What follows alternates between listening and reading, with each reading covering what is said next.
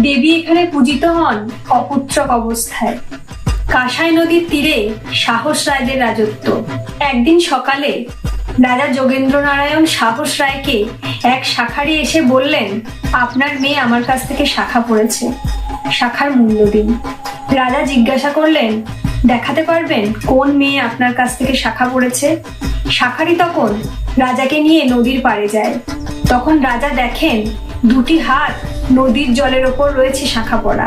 সেই রাতেই যোগেন্দ্র নারায়ণ স্বপ্নাদেশ পেলেন, স্বয়ং মা দুর্গা রাজকন্যার ছদ্মবেশে শাখা পড়ছেন এবং মায়ের আদেশ দেওয়ালে তার মূর্তি তৈরি করে পুজো করতে হবে।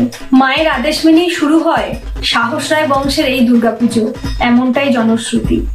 সাহস রায় বংশের কোনো এক রাজা অপুত্রক ছিলেন। বহু পুজো আর্চা করেও ছেলে না হওয়ায় ক্ষোভে রাজা অন্ধ হয়ে যান এবং ঘোষণা করেন, তিনি যখন পুত্রলাভে বঞ্চিত হয়েছেন তখন দেবীও অপুত্রক অবস্থাতেই পূজিত হবেন।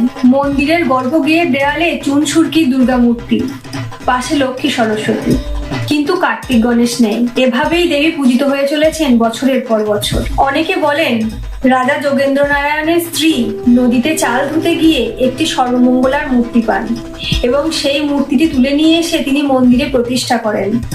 ষষ্ঠীর দিন দুর্গাপুজোর সময় সেই সর্বমঙ্গলার মূর্তিটিকে নিয়ে এসে মন্দিরের পাশে বেলতলাতে রাখা হয়। পরদিন মন্দিরের ঘট শাখাসিনকে নিয়ে যাওয়া হয় নদীতে স্নান করাতে এবং বিসর্জনের সময় একটি প্রদীপ জ্বালিয়ে তা ভাসিয়ে দেওয়া হয়।